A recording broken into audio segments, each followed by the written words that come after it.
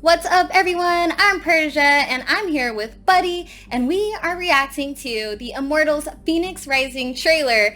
And, I mean, we haven't seen it yet, but let's go ahead and check it out right now. Let's get into it. Ooh, hero landing. Yo, this funky Minotaur's about to kill you. Oh, get him, girl. Oh! Lightning hammer.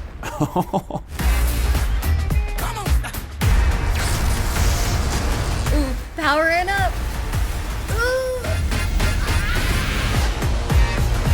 And big boss battle with Medusa.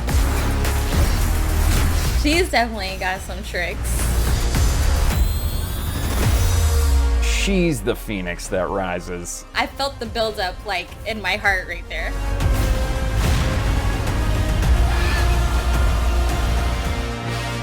Okay guys, so that was the announcement trailer. Now we have 11 minutes of gameplay from Ubi forward. So let's get into that.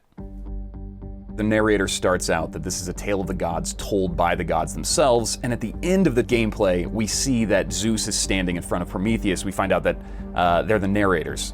Zeus is a comedian, apparently, and Prometheus is the straight man. So a little bit of comedy to go with a little bit of like the seriousness, and kind of having them both almost feel like, you know, good and bad on your shoulder. Sounds really fun. Like Prometheus, Typhon is a titan. Just this monster dude, and he has caused corruption throughout the land. You can see, you know, that red stuff is the corruption of Typhon.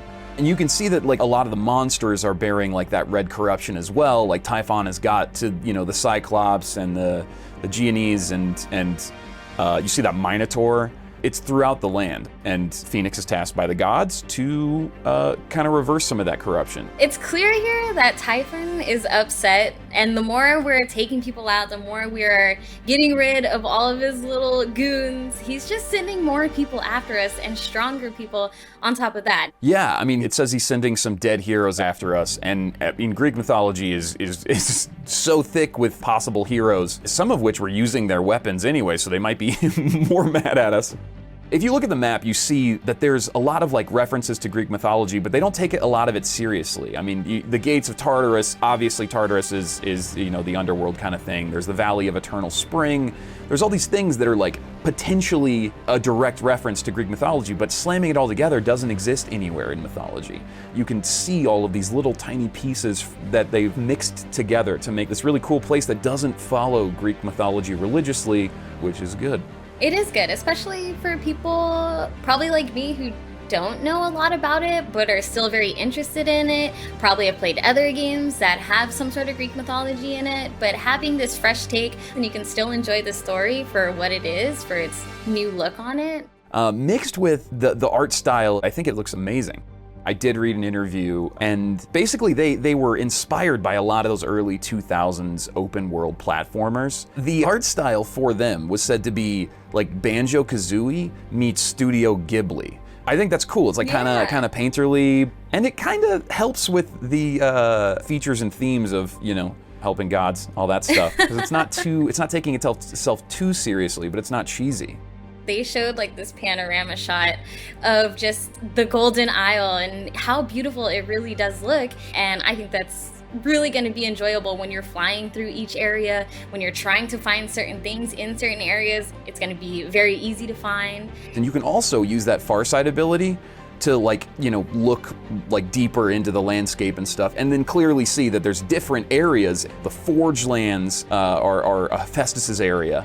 And that's all, you know, metal and fire and automatons and things like that. So each area is going to feel super different based on the god that area represents.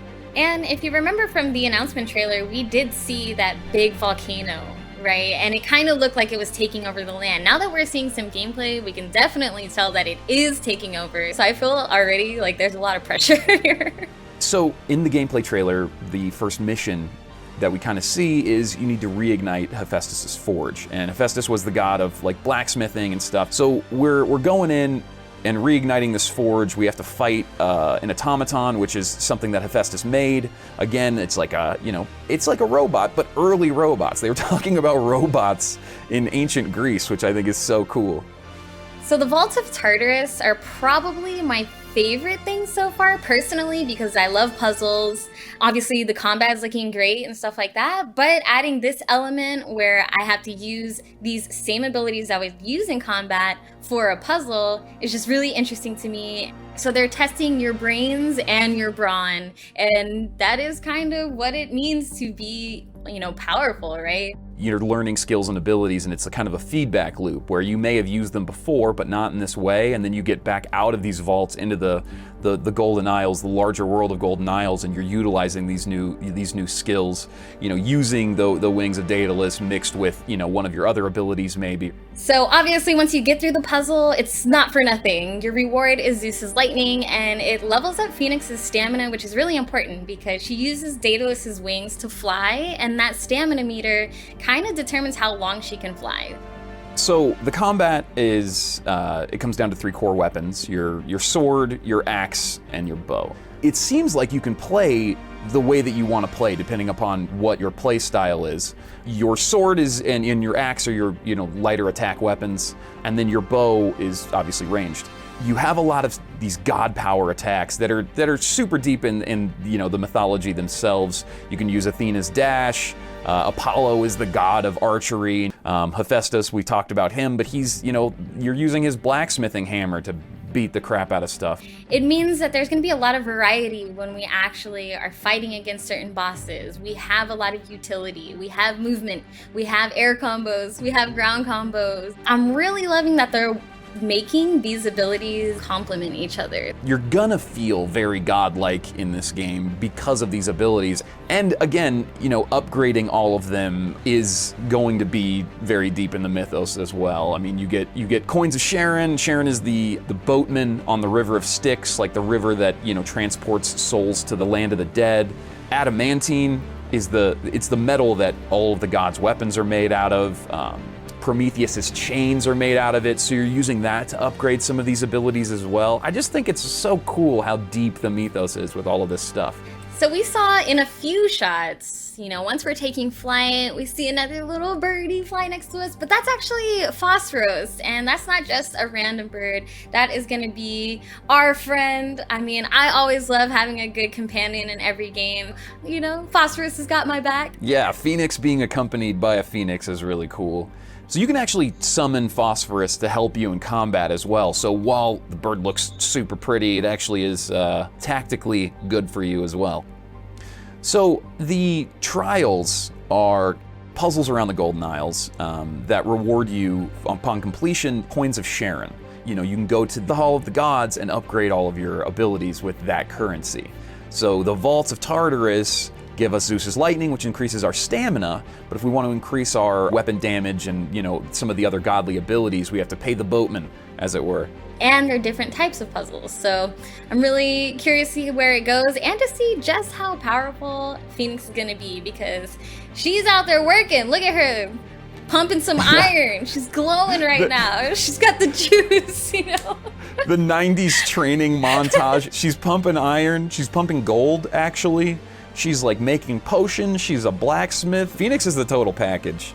The Hall of the Gods actually has something that definitely caught my eye, because I saw a little comb and a little scissor over there, and it's Aphrodite's beauty chair where you can customize your character, and this is the first time we kind of get confirmation that you can make your character whoever you want them to be. Yeah, apparently you can be male or female, and I mean, you sit down in Aphrodite's beauty chair, you're gonna look good.